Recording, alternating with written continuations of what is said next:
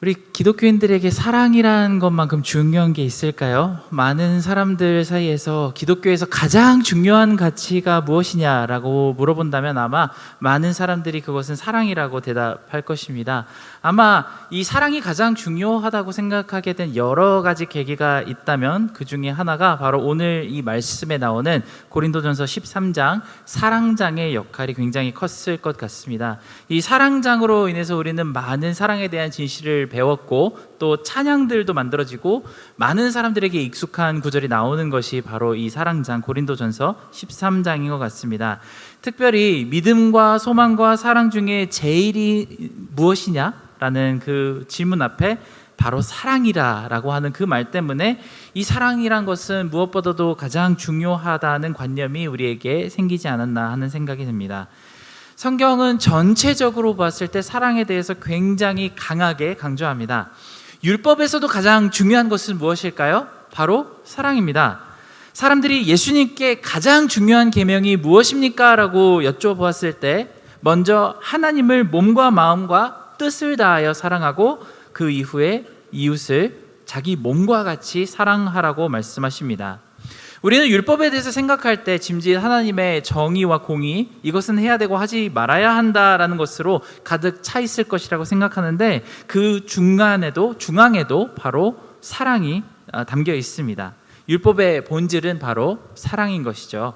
심지어 예수님께서 십자가에 못 박혀 죽으시기 전에 새 계명을 주셨는데 그 새 계명마저도 서로 사랑하라라고 하는 계명을 주셨습니다.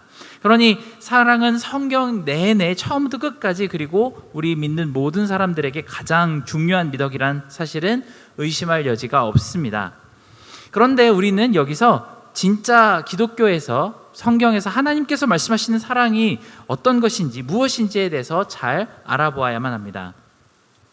하나님은 말씀을 통해서 우리에게 사랑이 무엇인지 정말 부지런히 알려주셨는데 정작 우리는 그 사랑에 대해서 아주 단편적인 지식만 가지고 있기 때문에 하나님의 사랑에 대해서 정말 많은 부분 오해하기도 합니다. 하나님이 바라시는 사랑에 대해서 대부분의 사람들은 전체가 아니라 장님이 코끼리 만지듯이 알고 있는 경우가 많죠. 어떤 장님은 코끼리의 코를 만져봤기 때문에 코끼리는 뱀처럼 길게 생긴 동물일 것이라고 생각을 하고 또 어떤 장님은 코끼리의 상아를 만져봤기 때문에 코끼리라는 동물은 아주 딱딱하고 뾰족한 뿔이 있는 동물이라고 생각할 것입니다. 우리도 사랑에 대해서 알고 있는 것이 이렇게 장님이 코끼리 만지듯이 아주 단편적으로만 알고 있지 않을까 합니다.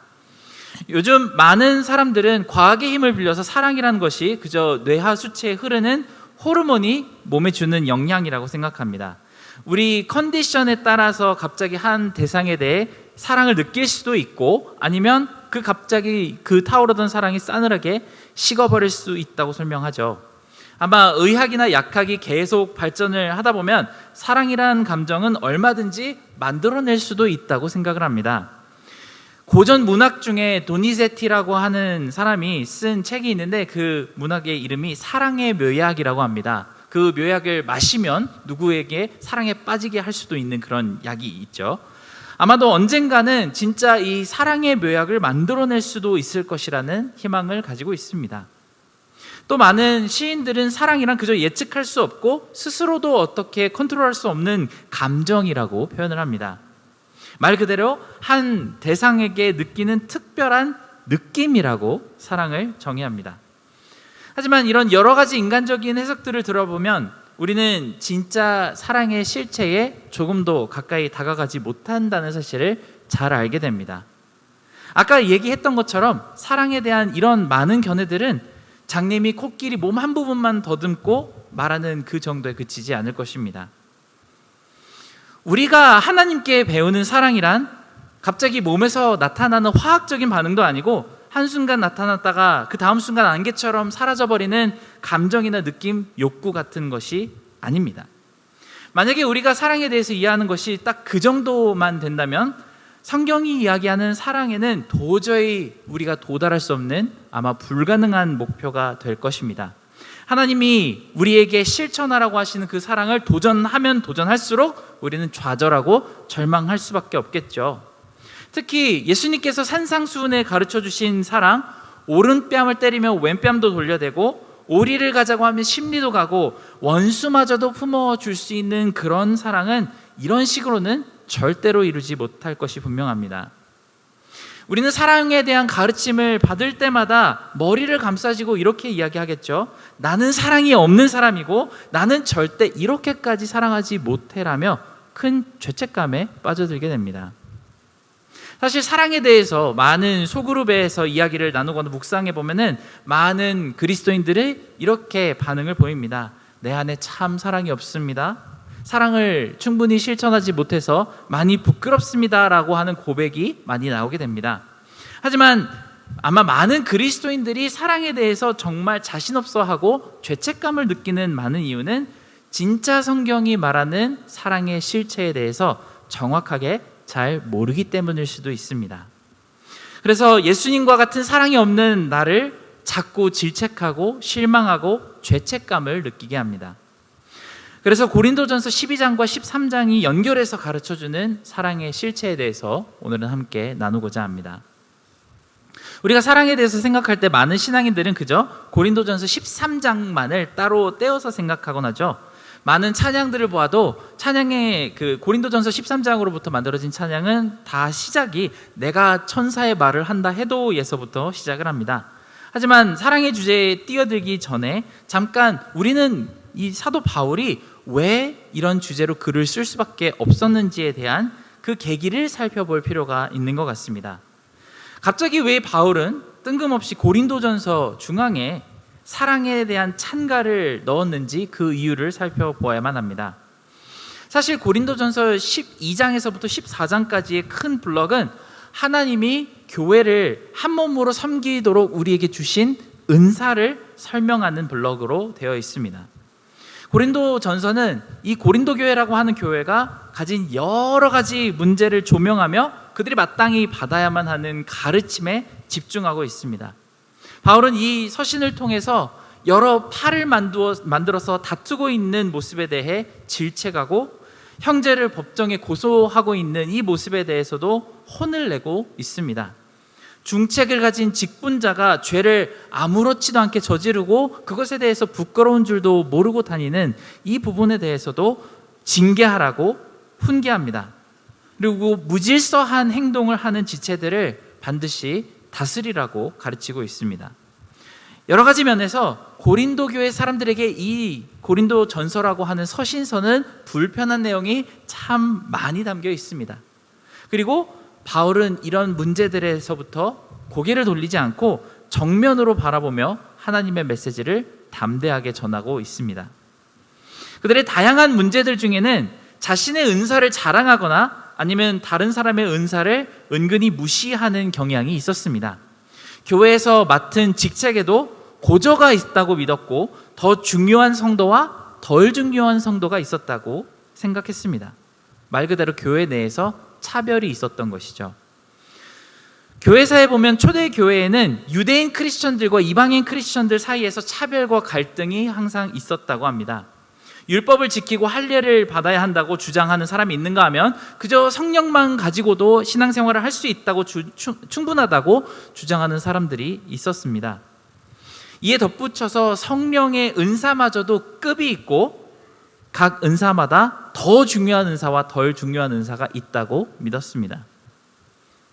예전에 한국교회에서도 이런 가르침이 있었다는 이야기를 들었습니다. 먼저 방언의 은사를 받아야지만 성령을 체험할 수 있는 것이고 그 다음에 통변도 해야 되고 예언도 하고 환상도 봐야지 영적으로 이렇게 성장을 한다고 믿고 가르쳤던 적이 있습니다. 은사의 크기가 믿음의 분량이고 그래서 믿음도 자랑할 수 있는 무언가가 되어갔던 적이 있었다고 합니다. 이제는 더 이상 그런 가르침이 존재하지 않지만 우리가 고린도전서에서 바라보고 있는 문제는 바로 그와 같은 문제입니다. 곰곰이 이 서신을 읽어보면 이와 비슷한 갈등이 교회 가운데 분명히 있었습니다. 그래서 바울은 온 몸을 섬기도록 각 지체에게 하나님께서 알맞은 은사를 주셨다고 설명합니다.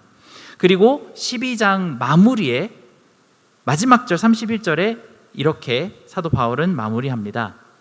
너희는 더욱 큰 은사를 사모하라. 내가 또한 가장 좋은 길을 너희에게 보이리라 라고 하며 그 유명한 사랑장이 시작이 됩니다. 고린도 교회 사람들은 가장 큰 은사가 무엇인지를 두고 싸웠습니다. 방언이 가장 큰 은사일까요? 교사일까요? 아니면 봉사하는 은사가 제일 큰 은사일까요? 아니면 눈에 가장 크게 보이는 치유의 은사가 가장 큰 은사일까요?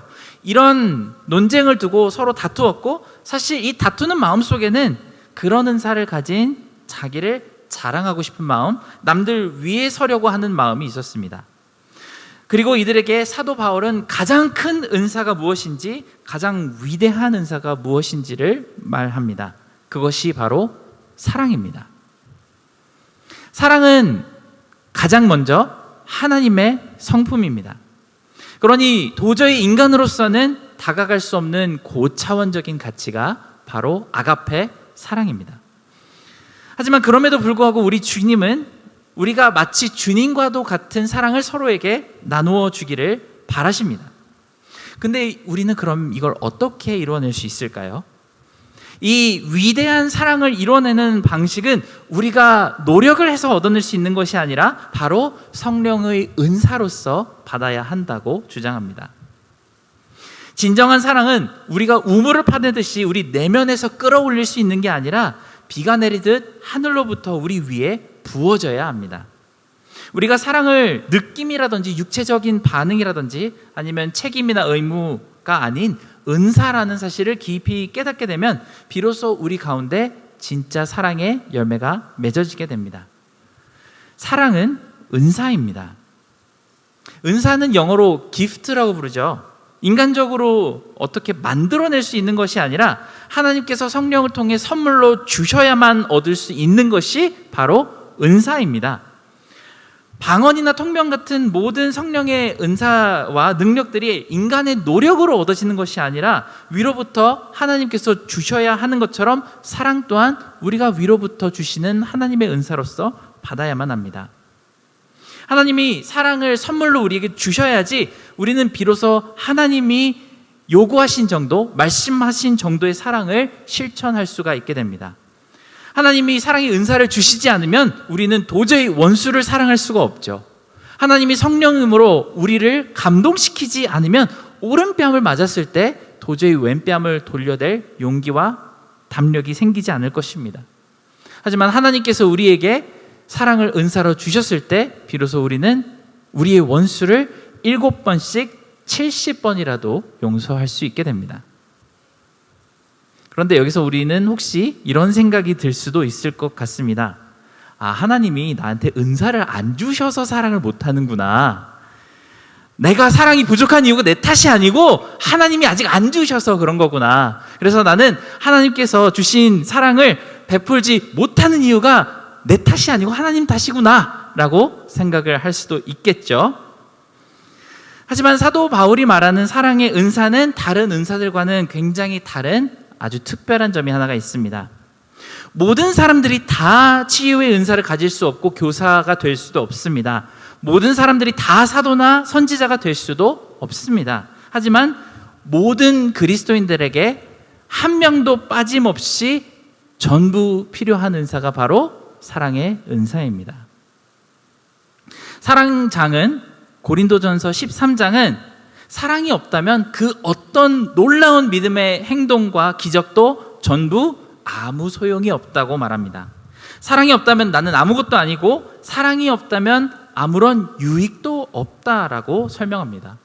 그러니 이 가장 좋은 은사인 사랑의 은사를 사모하라고 주장합니다. 12장과 13장의 말씀을 연이어서 읽은 고린도 교회 사람들의 마음속에는 아마 사랑도 없이 자기 은사를 자랑하고 사랑도 없이 자기 직분을 내세우며 다른 사람을 무시했던 모든 이제까지 자기의 마음을 되짚어보며 부끄러움을 느꼈을 것입니다. 모든 것을 다 내려놓고 가장 먼저 하나님 앞에 매달려서 달라고 구해야만 하는 은사가 있다면 바로 사랑의 은사를 달라고 사모하는 마음으로 구해야겠다는 생각이 이 말씀을 통해 반드시 마음속에 들었을 것입니다. 사랑이 있어야 봉사에도 열매가 있고 방언에도 진정한 의미가 실리게 됩니다. 사랑이 있어야 치유와 능력이 복음의 꽃을 피우게 됩니다. 사도 바울이 말하는 사랑은 모든 은사의 모체가 되는 은사로서 우리에게 소개가 됩니다. 그러니 우리는 진정한 아가페 사랑에 대해서 생각할 때 왜 아무리 노력을 해도 그 사랑을 내가 이룰 수 없는지 궁금해할 필요가 없습니다. 어차피 우리 인간적인 힘으로는 불가능한 것이기 때문입니다. 하나님께서 우리에게 주셔야만 하고 우리는 모두가 반드시 성령으로 인해 사랑의 은사를 받아야만 합니다. 앞으로 결심과 노력을 통해서 사랑이 많은 사람이 되겠다고 마음을 먹는 것도 참 중요하지만 이런 인간적인 결단은 사실 오래가지 못할 것입니다. 누구 하나가 순간 나를 짜증나게 한다면 그 결심은 무너지게 되겠죠. 그러니 우리는 겸손하게 하나님께 이 사랑의 은사를 달라고 구하며 기도할 수밖에 없습니다.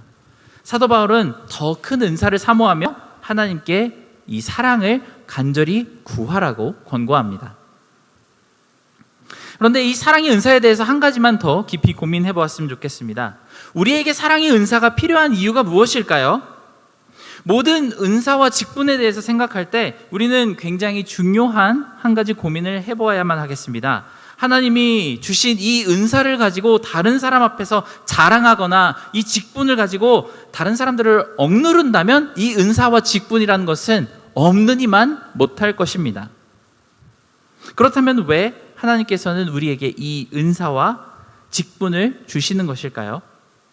바로 그리스도의 몸을 섬기기 위해 주신다고 말합니다.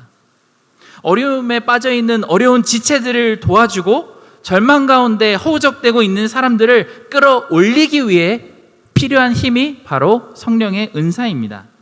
하나님의 말씀과 은혜에 갈망함이 있는 그 사람들을 위해 교사의 은사가 있고 하나님의 음성을 듣고자 정말 애를 타는 심령으로 있는 그 사람들을 위해 사도들과 선지자들이 있습니다. 나중에 14장에 나오는데 방언의 은사는 내가 성령 세례를 받았는지 안 받았는지를 알아보기 위한 은사가 아니라 믿지 않는 사람들에게 증거가 되기 위해 필요한 은사가 바로 방언이라고 합니다. 그렇게 모든 은사는 그리스도의 몸을 위해 제 역할을 하라고 하나님께서 주신 능력으로 우리에게 소개됩니다. 이 말을 바꾸어 보면 무슨 뜻일까요? 내가 가진 은사를 가지고 우리의 교회 공동체를 세우고 있지 않다면 사실 우리에게는 은사가 주어질 이유가 없습니다. 그리스도의 몸된 교회를 세우는데 가장 좋은 은사는 바로 사랑입니다.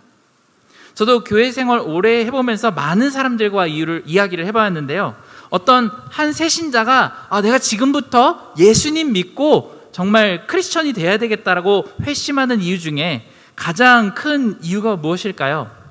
내가 보니까 어떤 교회 장로님이 너무 카리스마 있고 권위적인 게 멋있어 보였더라. 그래서 나도 크리스천이 되고 싶다라고 하는 사람은 아마 없을 것입니다.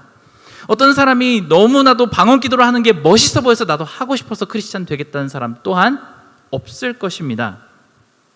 심지어 요즘은 아픈 몸을 치유하러 치유의 은사를 바라고 교회에 오는 사람은 아무도 없습니다.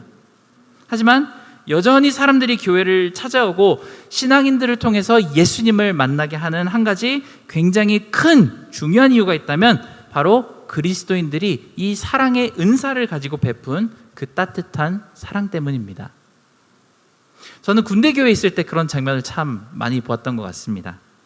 처음에 군인들은 교회에 참 많이 방문을 하게 됩니다. 예수님을 만나러 교회를 방문하는 것은 아니죠. 바로 교회에서 나누어주는 초코파이 때문에 교회를 방문하게 됩니다. 군대 교회에 가면 그 귀하디 귀한 초코파이를 두 손에 다 들고 가기도 힘들 만큼 많이 베풀어 줍니다. 그런 소문을 듣게 되면은 많은 군인들이 다음 주에 더 많이 오고 더 많이 교회로 찾아오게 되겠죠. 저는 그런 부류는 아니었습니다만 주시는 초코파이를 마다하지는 않았습니다. 그런데 초코파이가 간절한 것은 이등병 때만 그렇지 점점 이렇게 상병, 병장이 되어가면은 초코파이는 그다지 간절하지 않게 됩니다. 그럼에도 불구하고 계급이 점점 더 올라가면 올라갈수록 그 병사들은 교회를 떠나지 못하고 오히려 더 열정적으로 찾아오게 됩니다. 왜 그런 것일까요? 그들은 처음엔 초코파이 때문에 왔는데 군 가족이 되시는 집사님들과 권사님들이 엄마처럼 다가오셔서 안아주시고 손수 지은 밥을 먹여주셨기 때문입니다.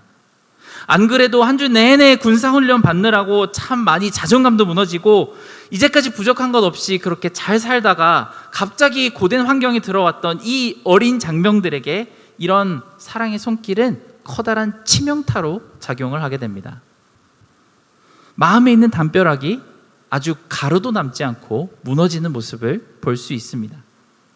저는 군대 교회에서 열심히 봉사를 하면서 매달 신병들이 처음 군대 교회에 와서 교회밥 먹다가 훌쩍훌쩍 우는 모습을 자주 보았습니다. 그러면 집사님들이 또 가셔서 어깨를 토닥토닥 두드려주며 아들이라고 그 장병들을 불러주십니다. 이런 친구들은 도저히 교회를 떠날 수가 없죠. 나중에 군대를 제대를 하고 사회에 나가서도 그 무조건적인 사랑이 그리워서 또다시 교회를 찾아올 수밖에 없게 됩니다. 계속 예수님 품 안에서 사랑의 은사를 찾아 헤매이게 됩니다. 그래서 저는 군대에 있을 때 그 교회 분들이 종종 그 군대 교회를 가두리 양식장이라고 부르는 것을 들어보았습니다. 굳이 바다에 배를 타고 사람을 낚으러 갈 필요도 없이 고깃대가 몰려들면 잘 먹여서 키워서 하나님께 올려드리면 된다고 표현한 것이죠. 그런데 저는 제대를 하고 나서 더 이상 이런 가두리 양식장을 다시는 볼 수 없을 줄 알았더니 또다시 한번 가두리 양식장을 만나본 적이 있습니다. 그것이 바로 이민교회입니다. 갑자기 새로운 도시로 타주에서 이사를 오거나 아니면 아예 한국에서 오신 분들이 처음으로 이민 오거나 유학을 하러 왔을 때 정말 커다란 스트레스에 시달릴 수밖에 없죠. 말도 불편하고 먹는 것도 입에 맞지 않고 그리고 많은 것이 너무나도 눈치 보이는 그 상황 가운데 그럼 이런 사람들은 어디에서 고향의 맛을 느낄 수 있을까요? 바로 이민교회입니다. 아무런 대가를 요구하지도 않는 도움을 나누어 주는 곳이 바로 이민교회이고 어려울 때 달려가서 위로가 되어주고 따뜻한 국과 밥, 김치를 나눠 먹는 고향을 만나게 되는 곳이 바로 이민교회입니다. 이런 무조건적인 마치 예수님 같은 사랑을 깊이 느끼는 사람들은 교회에 대해 이전에 아무리 안 좋은 감정을 가지고 있었더라도 다시 한번 생각할 수밖에 없습니다. 이 사랑의 맛을 보고 나면 도저히 이 딱딱하게 굳었던 마음이 녹아내리지 않을 수가 없는 것이죠. 애초에 우리 모두가 그리스도인이 된 이유가 무엇일까요? 각자가 스토리는 다 달라도 아마 결국은 사랑 때문에 크리스천이 되었을 것입니다. 태초 전부터 나를 아시고 정말 영원 후까지 나의 모든 것을 계획하신 하나님의 사랑에 놀라서 우리는 결신을 하게 됩니다. 나를 위해 죽기까지 하신 예수님의 사랑에 감동했기 때문에 나는 그리스도인이 되었습니다. 그리고 사망의 음침한 골짜기를 다닐지라도 항상 함께 하시는 성령님의 놀라운 사랑에 감동해서 날마다 광야와도 같은 이 길을 걸어가는 것이 바로 크리스천들입니다. 바로 이 사랑 때문에 우리는 예수님의 몸이 되었습니다. 그러니 마치 온몸의 어느 지체라도 골고루 혈액이 순환되어야 하는 것처럼 사랑의 은사 또한 한 부분도 빠짐없이 흐르고 순환되어야만 합니다. 이것이 우리를 한 몸으로 세우는 사랑의 은사입니다. 그래서 사랑은 믿음과 소망보다 훨씬 더 중요합니다. 온몸에 딱 5분만 혈액순환이 멈추게 된다면 어떻게 될까요? 우리는 아마 반드시 죽게 될 것입니다. 그리고 사랑은 이 교회의 이런 혈액과도 같이 필수적인 요소입니다. 아마 어떤 교회 공동체라도 그 가운데 사랑의 순환이 멈춰버린다면 곧바로 그 교회는 생명력에 치명타를 입고 모두가 뿔뿔이 흩어져 버릴 것입니다. 그러니 우리는 사랑의 은사를 달라고 간절히 기도하고 구해야만 하겠습니다. 그저 사랑의 은사를 자랑하거나 지금보다 내가 조금 더 성품이 나아지기 위해서 달라고 하나님께 구하는 것이 아니라 하나님의 교회를 건강하게 세우고 우리의 영적인 생명력을 강건하게 유지하기 위해서 우리는 사랑의 은사가 반드시 필요합니다. 특별히 교회 리더들에게 사랑의 은사가 더 필요하고, 아니면 그냥 교회를 다니는 일반 성도들에게는 덜 필요한 것이 아니라 우리 모두에게 골고루 필요한 것이 바로 사랑의 은사입니다. 다른 모든 은사는 그렇게 말할 수 없습니다만 사랑의 은사만큼은 우리가 이렇게 말할 수 있습니다. 예수님으로부터 흘러내린 이 커다란 사랑이 이 교회 공동체에 있는 모든 사람들에게 균등하게 골고루 흘러가는 것이 바로 건강한 교회의 모습입니다. 우리는 이제부터 기도 가운데 하나님께서 주시는 사랑의 은사에 대해서 깊이 사모한다고 고백할 수 있었으면 좋겠습니다. 반드시 바다와도 같은 이 하나님의 사랑이 우리 위에 부어져서 우리 또한 그 사랑의 은사를 널리 퍼뜨리는 축복의 통로가 될 수 있게 해달라고 함께 기도하겠습니다. 함께 기도하겠습니다.